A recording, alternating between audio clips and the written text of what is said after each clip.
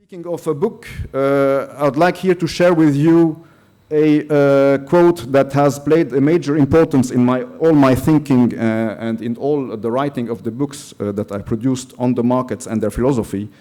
And this quotation is from Maurice Blanchot, who you may know is a famous literary critic of the 20th century. And in his book that I'm referring to here, the title of the book is The Book to Come. There is the last chapter, whose title also is The Book to Come, in which Blanchot analyzes the famous poem by Mallarmé, whose title in French is Un coup de dés, and in English is A Throw of Dice. And you may be familiar with that poem by Mallarmé. I think it was composed in 1898, if I'm not mistaken. The poem is very unusual because it doesn't read linearly. It reads not in time but in space. So the words and the verses are really all spread out on the page with a lot of blanks and blank spaces between them. And what Mallarmé was trying to do is actually, so the main verse of the book, of the poem, is a throw of the dice will never abolish chance. So what Mallarmé was believed to be doing there is try, first of all, to liberate poetry or the poem or the verse from the necessity of the regular verse. And he, for the first time, tried to do an unregular verse, and he tried to throw a dice, in a way, by doing this poem. However, he really was insistent that, because a throw of the dice will never abolish chance, that even when the poem was composed, chance would not be exhausted. So the way that he found in order to make chance always be present, even though the poem is written, is to resort to the space dimension in which he expanded this poem. And Blanchot captures this by saying, Mallarmé's throw of the dice is the book to come. And the reason he says that, because Mallarmé is known for having pursued through his whole career an absolute book that he would have liked to write, which he didn't succeed in writing. And Blanchot here is speculating that the throw of the dice was that book ultimately. Space excludes ordinary time. This is what interests me here. So, which means that in space you will find something like extraordinary time, and this I will try to show you. In this space, which Blanchot defines as the actual space of the book, instant never follows instant according to the linear progression of an irreversible future. So that's what arrests my attention here, because as I said, I want to argue that in the dimension of writing, it's not the time and chronology of succession that takes place, so it's not the view of prediction, but something else where you have multiple dimensions.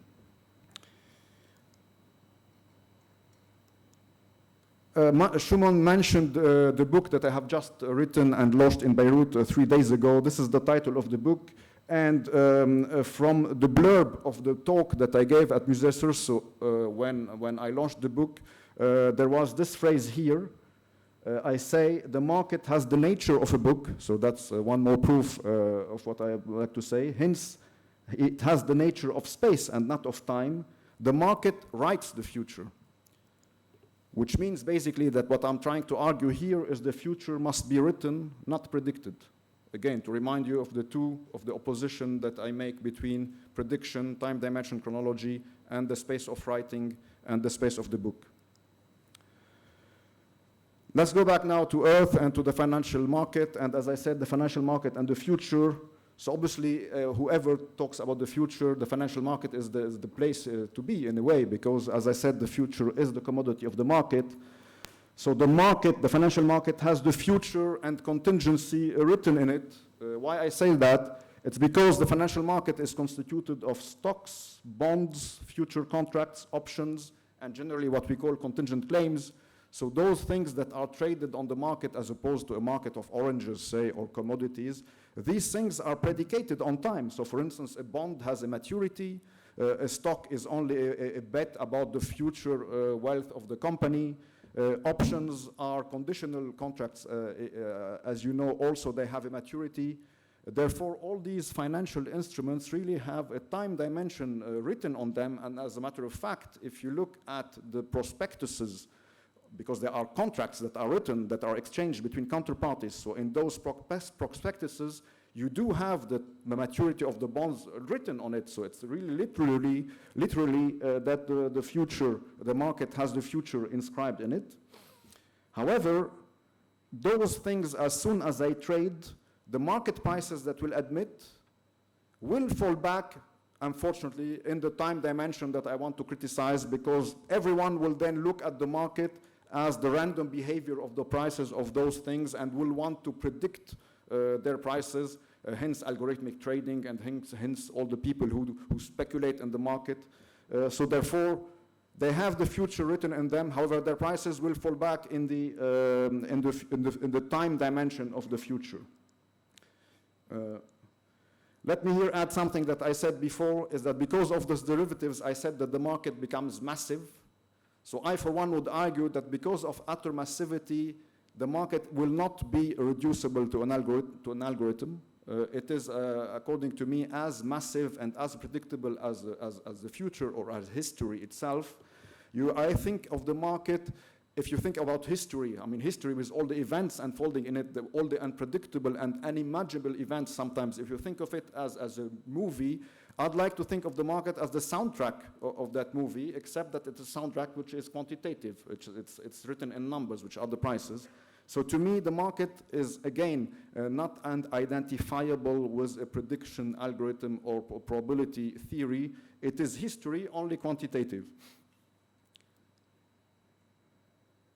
Let's go back to the future, and I said I will distinguish between two readings of the future. The first one, which is linked to prevision, I would like to put under the formula the future will be, because it's here that what interests us more about the future is what the future is going to be in the future.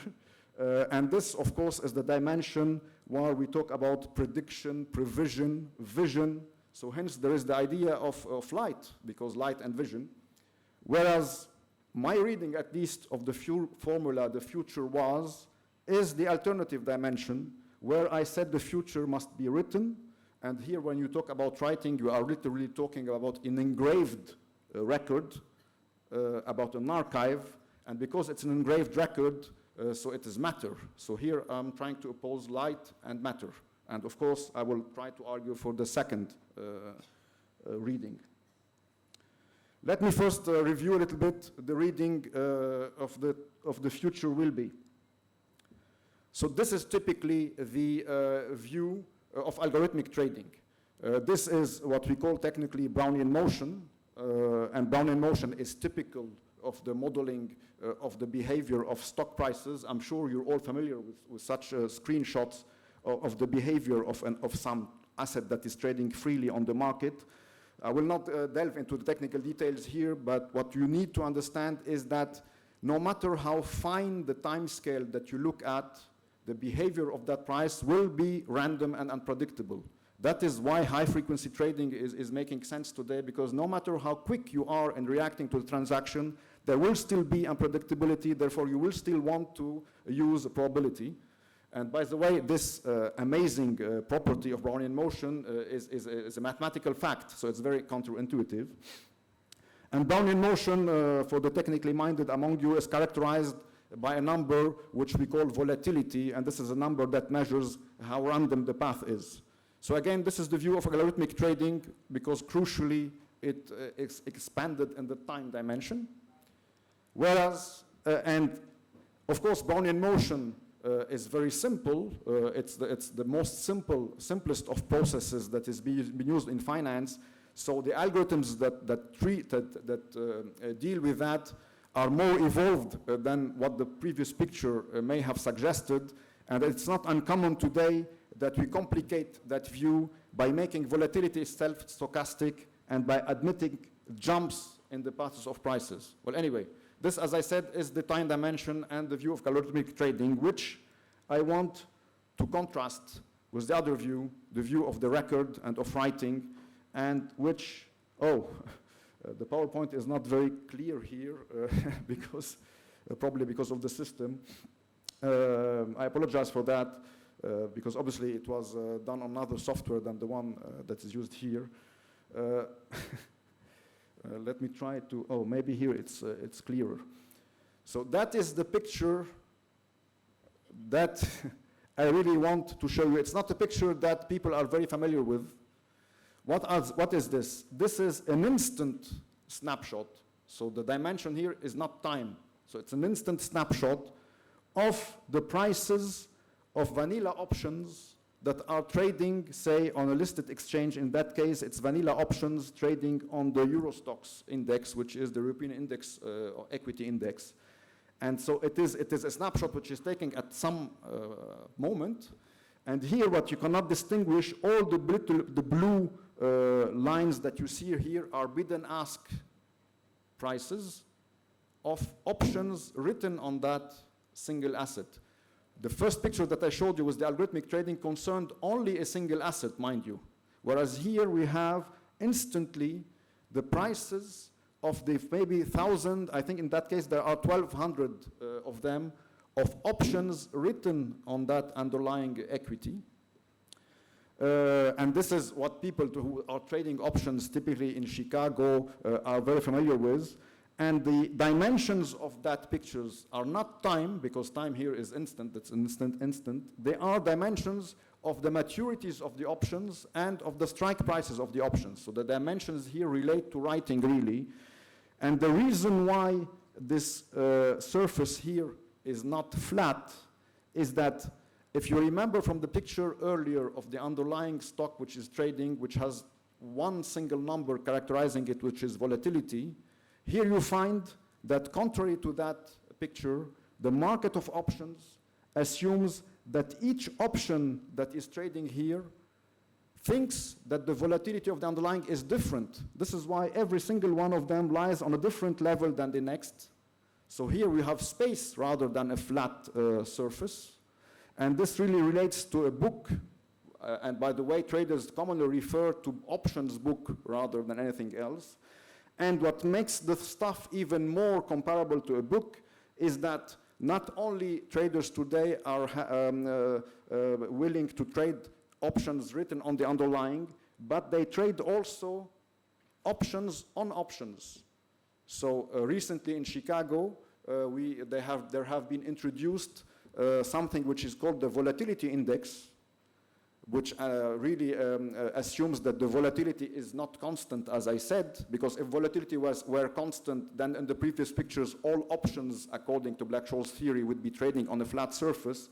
Because volatility is constant, it has been we introduced something which we call the Volatility Index, which is itself freely tradable on the underlying. So here we say that the market is really writing another layer now on options on the other one.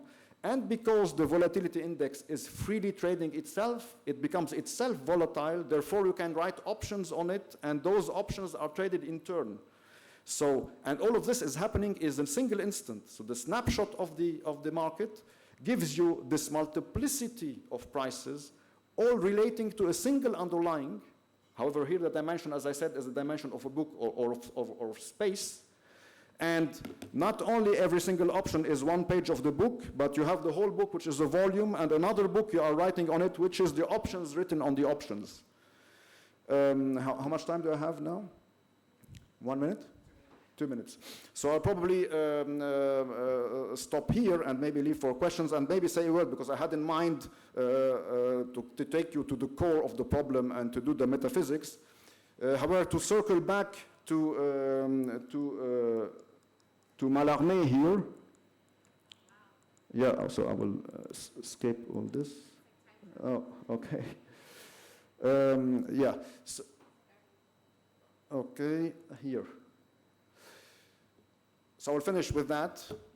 So if you think about it now, literally, we are saying that there are two views of looking at the market. The algorithmic trading looks only at the statistics of a single underlying, and the algorithm is trying to learn from the past, even the past second, how it will self-adapt in order to trade quicker than your opponent the next second. So that's the view that is interesting, but not very interesting according to me. And the other view is that the time is frozen, and you have at once the multiplicity of prices of derivatives written on that underlying and derivatives written on the derivatives. And this takes us back to Mallarmé, because it's as if we are saying that we are not throwing a dice once as we throw the dice, the probability distribution of the dice is itself thrown with it, and the probability distribution of the probability distribution is thrown with it, so it's instantly, and it never lands in a way. It never lands. So that's in this writing dimension, and the fact that no probability distribution can be crystallized is, I argue, why in the end the market is as massive as history and as massive as the event with a capital E, because the event, if you look into the metaphysics of the people who talk about the event, is typically what is always outside any provision and outside any framework of thinking where you can conceive of the event. Thank you.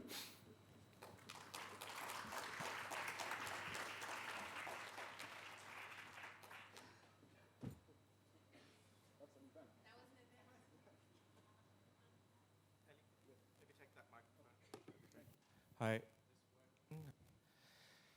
Hello. Hi. We good? Okay, great. So we're just going to spend the last minutes of this session. I have a number of questions just to delve a little bit into some of the things that Elie has so generously translated for us. As I say, I don't have many banker friends, but the few that I have had, every time I ask them what they do, the language that comes back, I have no idea. And then over time, you realize that, in a sense, that he or she who has access to a certain language, of course, also has access to a certain kind of power and a certain competitive edge. So you ended with Mallarmé, and what I found so beautiful about those diagrams that you showed us is they have this metaphysical quality to it. If any of you know the way in which Mallarmé's famous poem is arrayed on a page, I feel like Mallarmé would actually really enjoy these diagrams. No, I'm convinced that he was unconsciously thinking of the derivatives market, but except that they didn't exist in his time. So yes. And my first question is actually about the factors that remake time, our understanding of time, and therefore remake our experience of reality. So if we think about the history of the making of unified time across Earth, it's inextricably linked to on the one, forms of movement and migration. So we have the history of the nautical history, that of ships, astrolabes, etc.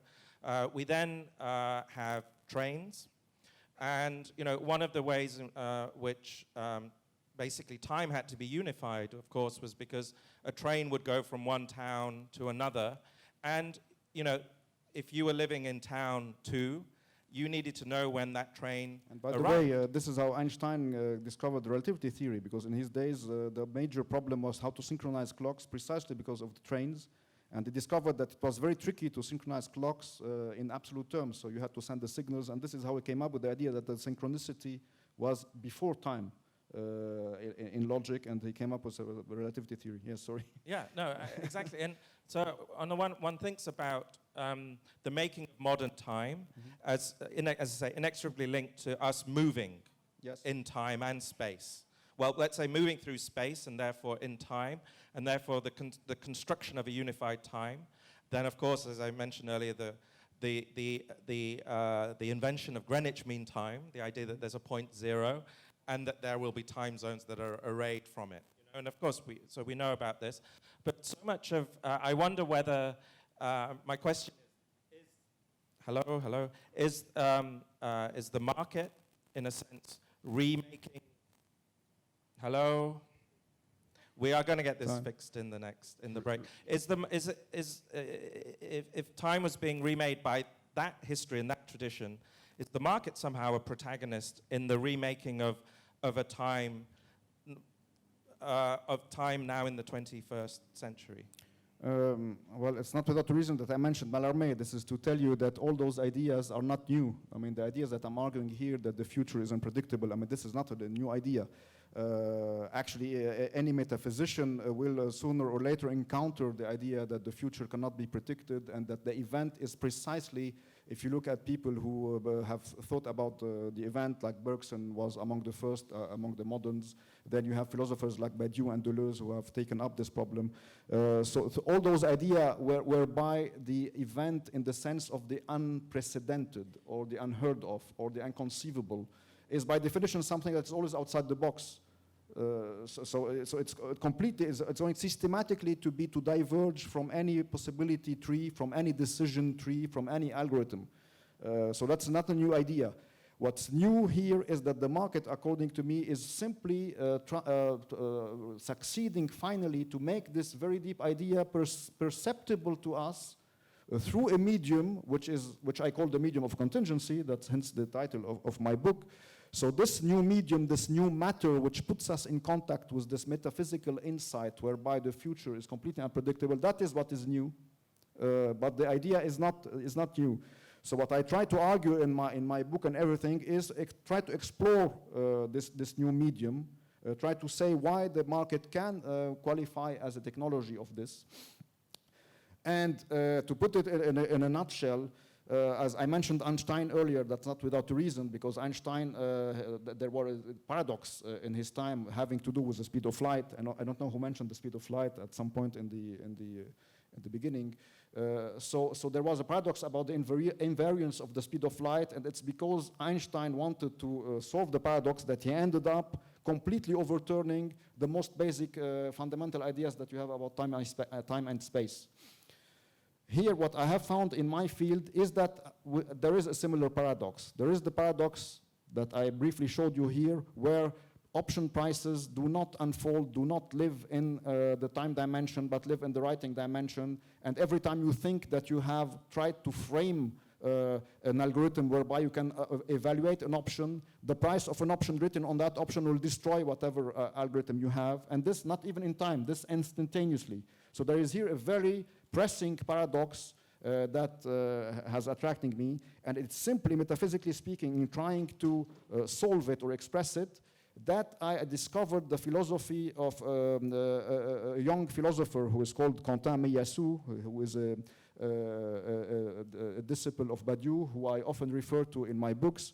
And what he has done is almost similar to what Einstein has done in saying that time is not absolute and space is not absolute. He simply has said, that philosopher, who, mind you, is not aware at all of the financial market, so what he came about was purely metaphysically, is simply this, and I believe this metaphysically what captured the whole point, is to say we should no longer think about being or the state of things being the basic ontological furniture of the world. So we shouldn't use the verb to be as a fundamental concept, but the verb can be the verb of contingency. So instead of saying that things are, he would rather say things can be this or can be different or cannot be at all, which is the definition of contingent thing. So that to him should become the atomic fact about the world. So contingency first, not being first. And because the future is contingent, one of my conclusions is to say that we shouldn't even apply the verb to be to the future. So it's not the case that the future will be or the future was, it's something else. The future is written in the sense that contingency is written. And just to, we're running out of time, but one of your, the quotes that you pulled up said, the future must be written, not predicted. Yes. That's fascinating, because if the market is a book, that is a quote that could almost we could imagine it being taken from a kind of Orwellian science fiction vision of the future, right? The future must be written, not predicted. That doesn't mean that the future is known, mind you. Yes. Written, so my question, therefore, is: can the market not afford probability anymore? And in its fantasy version of the world, would the market really write the future and do away with all forms of probability? Or is there, because one thinks of someone like Warren Buffett, there are certain individuals who always manage to, in a sense, capitalize on the volatility, the blank swan, let's say, yes. event. But I'm interested in the fantasy of this, particularly of an algorithmically led market, which is often machines talking to each other. No way. No? No. really the big conclusion from derivatives and from my whole work is to say that there is no way an algorithm can rule the market, because if that, you can reason very easily ad absurdum, if you will. If there were an algorithm able to predict any behavior of prices of any assets, whatever there be, then this algorithm would be unconsciously or implicitly imposing the value of some derivative written on those. Now, if you grant me the assumption that the market of all derivatives should exist, then the market price of that derivatives will contradict the algorithm. So if you assume that that derivatives has to trade freely in the market, this is a direct proof of the fact that any algorithm is not valid ultimately. In other words, the existence of derivatives market in all their infinity. And what is crucial here, that is at any layer you can write another derivative and that will trade in its turn. That's here my metaphysical, if you will, assumption. If you agree with me that this is the right definition of the market in the writing dimension, not the time dimension, it becomes a logical proof that no algorithm can ever frame this whole thing. So that's why in my logic, even though in my company every day we are using decision trees and we are using models which are based on the most sophisticated of probability theory, so of course we are building algorithms that evaluate options. However, the algorithms by themselves are not enough. They have to be handed over to traders. And I have been an option trader for 10 years on an open outcry pits. I can assure you that there is no replacement of the living human being who is taking decisions on the spot.